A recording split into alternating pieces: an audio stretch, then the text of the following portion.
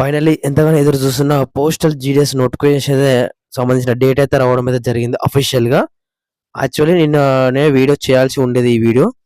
కానీ కొంచెం technical issues వల్ల నేను చేయలేకపోయినాను. ఆల్రెడీ మన టెలిగ్రామ్ గ్రూప్‌లో అప్డేట్ అయితే ఇస్తూ ఉంటుంటాను. కాబట్టి ప్రతి ఒక్కరు కూడా టెలిగ్రామ్ గ్రూప్‌లో జాయిన్ కండి. ఇక్కడ మనం చూసుకోవచ్చు ఏదైతే నోటీస్ అయితే నిన్న రిలీజ్ చేసింది.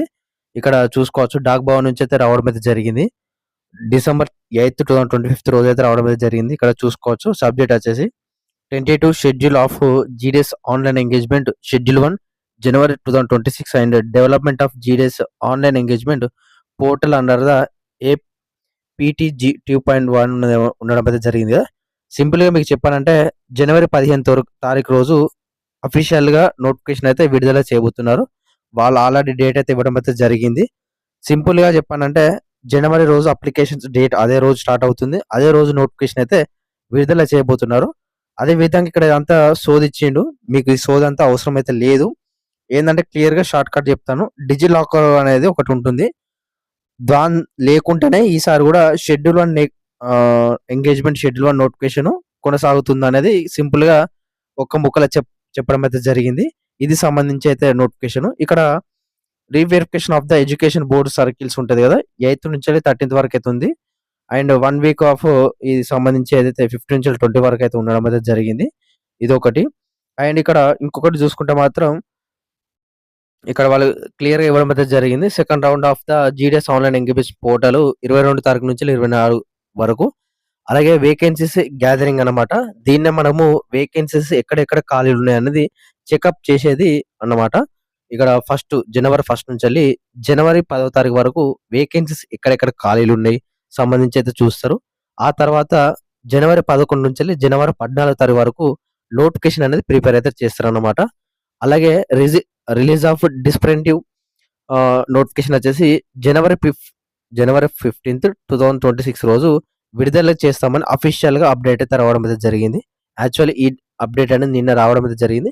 కొన్ని టెక్నిక్ ఇష్యూస్ వల్ల నేను చెప్పలేకపోయినాను వీడియో. చూడండి ఇప్పుడు. అండ్ డీటెయిల్స్ సంబంధించి కూడా అన్నీ కూడా చూడండి. ఏ విధంగా 10th క్వాలిఫికేషన్ పెట్టాడా? లేకుంటే ఇంటర్ క్వాలిఫికేషన్ పెట్టాడా? ఏజ్ లిమిట్ అన్నీ కూడా ఒకసారి ఈ వీడియో అనేది క్లియర్‌గా ఎండ్ వరకు అయితే చూడండి. చెప్పినా కదా జనవరి 15 తారీఖు రోజు నోటిఫికేషన్ అయితే విడుదల చేయబోతున్నారు. నేను చెప్పిన విధంగానే నోటిఫికేషన్ అయితే వస్తుంది. అందరూ కూడా సబ్స్క్రైబ్ చేసి లైక్ చేయండి. వీడియోని క్లియర్‌గా ఎండ్ వరకు అయితే చూడండి. ఇంకా అఫీషియల్‌గా నోటిఫికేషన్ సంబంధించి చూసుకుంటే మాత్రం ఇక్కడ మనకు ఈ పోస్టల్ జీడీఎస్ అంటే జీడీఎస్ అంటే గ్రామీణ డాక్ సేవకు పోస్ట్ ఆఫీస్‌లో ఈ జీడీఎస్ వాళ్ళైతే ఉంటారు.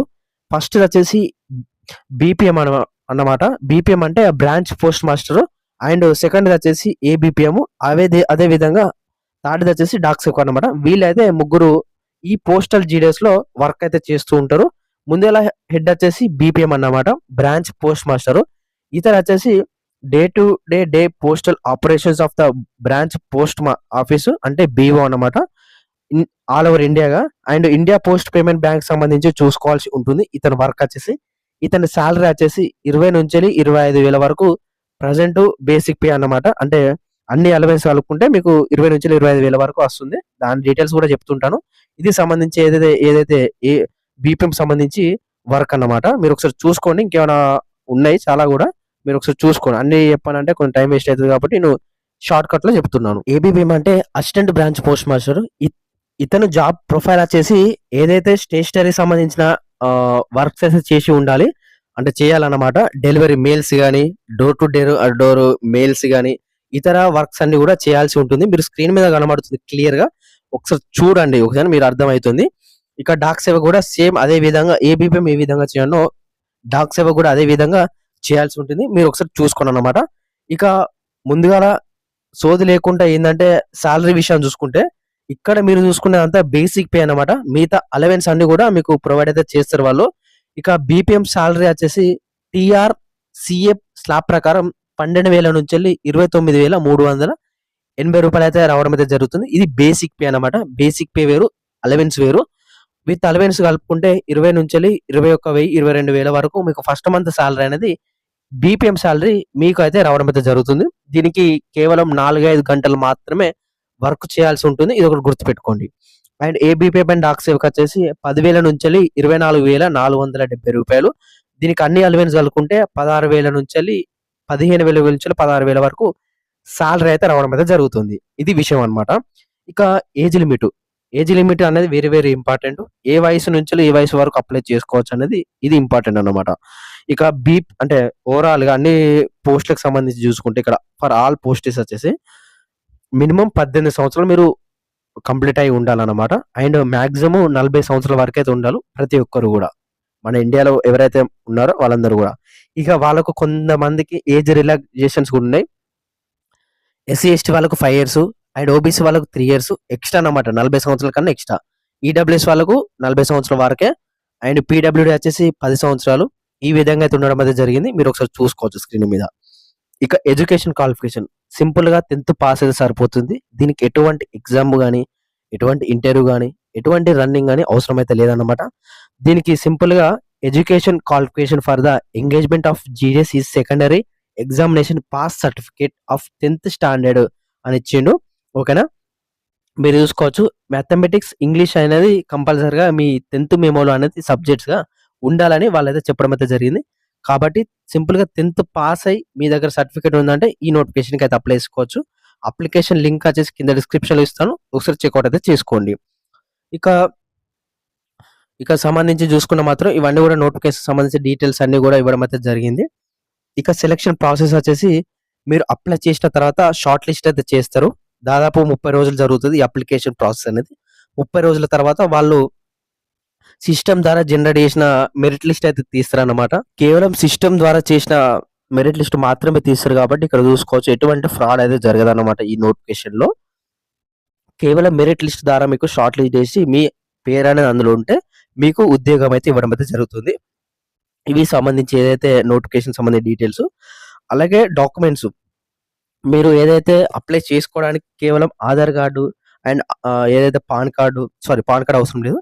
ఆధారు మరియు ఏదైతే 10థ్ మెమో, ఫోటో, సిగ్నేచర్ ఈ 4 ఉంటే సరిపోతుంది.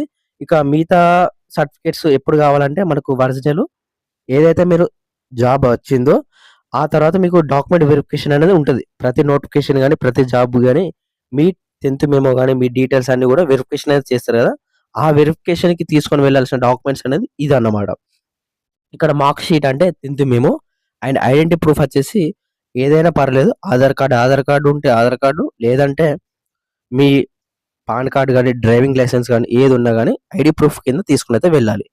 Again caste certificate and PWD certificate, EW certificate ఇవి మాత్రమే ఎవరైతే సంబంధించి వాళ్ళు మాత్రమే తీసుకొని వెళ్ళాలి. Transgender certificate and date of birth proof వచ్చేసి ఆధార్ తీసుకోండి. మెడికల్ సర్టిఫికేట్ అనేది హాస్పిటల్స్‌లో గాని, government dispensers, government primary health సెంటర్స్‌లలో ఇవి ఇస్తారు. కంపల్సరీగా మెన్షన్ చేసింది కాబట్టి మీరు అక్కడ తీసుకొనైతే వెళ్ళండన్నమాట. ఇది సంబంధించి ఏదైతే ఆహ్, ఆహ్, డాక్యుమెంట్‌కి సంబంధించి అండ్ ఫీ పేమెంట్ అయితే ఉంటుంది. ప్రతి ఒక్కరికైతే ఉండదన్నమాట. కేవలం ఇక్కడ చూసుకోవచ్చు మీరు. ఫీ పేమెంట్ అనేది ఫీమేల్ వాళ్ళకు, ఎస్సీ, ఎస్టీ వాళ్ళకు, పీడబ్ల్యూడీ వాళ్ళకు, ట్రాన్స్ ఉమెన్ వాళ్ళకు ఫీ పేమెంట్ లేదు. మిగతా వాళ్ళకు ఓబీసీలో బాయ్స్, ఈడబ్ల్యూఎస్‌లో బాయ్స్, యూఆర్‌లో బాయ్స్ వాళ్ళకి మాత్రమే రూ. 100 ఆన్‌లైన్‌లో కట్టాలన్నమాట. ఇది సంబంధించి ఏదైతే ఫీ పేమెంటు ఇది సంబంధించి నోటిఫికేషన్ సంబంధించి డీటెయిల్స్ అన్నమాట. అన్ని డీటెయిల్‌గా చెప్పడం అయితే జరిగింది. ఈ నోటిఫికేషన్ కావాలంటే మన టెలిగ్రామ్ గ్రూప్‌లో ఉంది.